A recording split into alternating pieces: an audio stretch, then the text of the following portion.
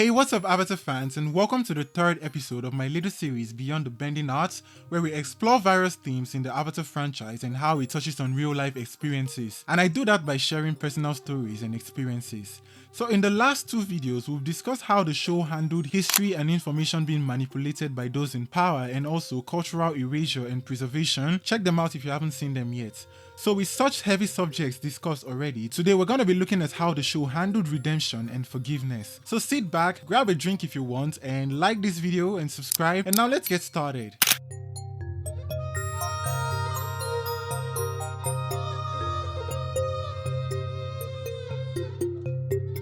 So Zuko is perhaps the most compelling example of redemption in Avatar: The Last Airbender. This is someone that was initially driven by a desire to capture the Avatar and restore his honor, which he lost when he spoke out of turn during a War Council meeting. However, as the series progresses, his motivations evolve and he begins to question the Fire Nation's actions and his own role in them. And I'll accredit this to his shared experience with the victims of the Fire Nation's atrocities, especially in the second season when he was among the people of the Earth Kingdom. This causes his journey to be marked by internal conflict and moral struggles as he grapples with the consequences of his past choices. And this is something that we experience as human beings, and to bring it down to like my country level, I'm sure every child or adult in my country can relate to an instance where we're told that, oh, don't associate with that tribe, oh, don't eat the food from a Christian house, don't enter a Muslim's house, and so on. But coming into the larger society, you get to see that, some of the best people you know are from that tribe or that religion or that region that they told you to stay away from, and that every community has its good and bad apples. Then you see yourself beginning to change your perspectives on life and begin to see people for who they are instead of their tribe or their religion. And I feel like this is what Zuko underwent during his time in the Earth Kingdom. Like beforehand, he saw them as filthy peasants and just worthless people. But when he spent time with them,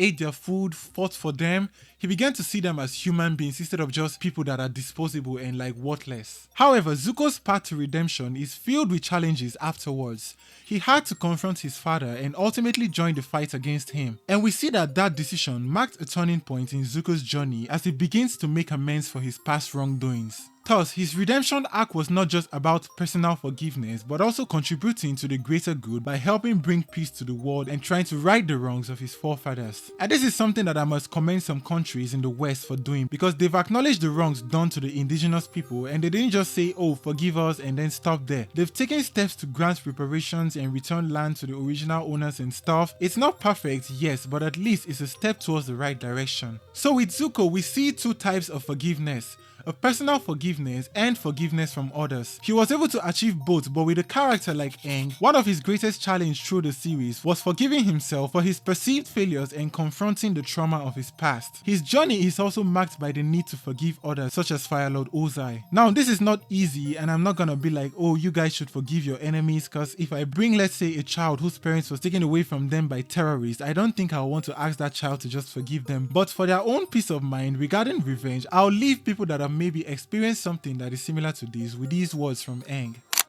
The monks used to say that revenge is like a two-headed rat viper. While you watch your enemy go down, you're being poisoned yourself. And now this brings us to Qatara, a character who also struggled with forgiveness. The tragedy from the loss of her mother fueled her desire for revenge against the Fire Nation, making it difficult for her to even consider forgiveness. And initially, she viewed the Fire Nation as a monolithic enemy. That is, every one of them was her enemy, regardless of if they were good or bad. Qatara doesn't hate anyone, except maybe some people in the Fire Nation.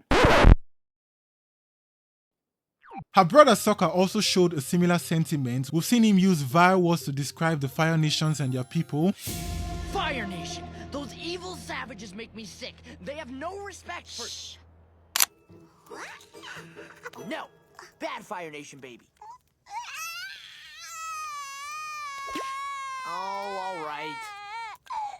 But from their interactions with Zuko and kids from the Fire Nation, their perception of the Fire Nation was challenged. For Qatara, she began to see Zuko as a complex individual rather than a one-dimensional enemy. And this whole experience is something that I can kind of relate to, because I don't know if you're aware of the whole Fulani herdsmen crisis that have been going on in Nigeria, because that has happened close to me. Now, in my village last year, and even down to this present day, people couldn't go to their farms because armed herdsmen were in the bushes, killing farmers and unleashing their cattle in their farms. Now, something like this can make me act like Sokka and just wish harm on Fulani people and all that, but I also know at least 1 or 2 Fulani people in my personal life, and they are some of the nicest people that I've ever met. So that just brings me to the conclusion that yeah, there are bad Fulani people out there and there are also the good ones. We just have to be wary of the bad ones and not transfer their actions to the regular ones that are just trying to survive out there. And a similar sentiment can be found between Israelis and Palestinians, where not all Israelis want Palestinians to be wiped off the surface of the earth,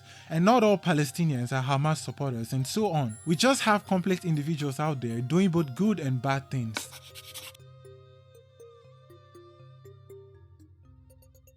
So at the end of the day, the portrayal of redemption and forgiveness in Avatar: The Last Airbender serves as a reminder that individuals have the capacity to change and grow, highlighting the importance of acknowledging past mistakes, learning from them, and moving forward with a commitment to personal and societal healing. And I hope that this encourages someone out there to, just take steps today needed for a positive change. So share your thoughts on this video down in the comment section below. I know these are heavy themes, so just share what you can and be nice to people down in the comment section. Please hit that like button, share and subscribe, and I'll see you in the next episode.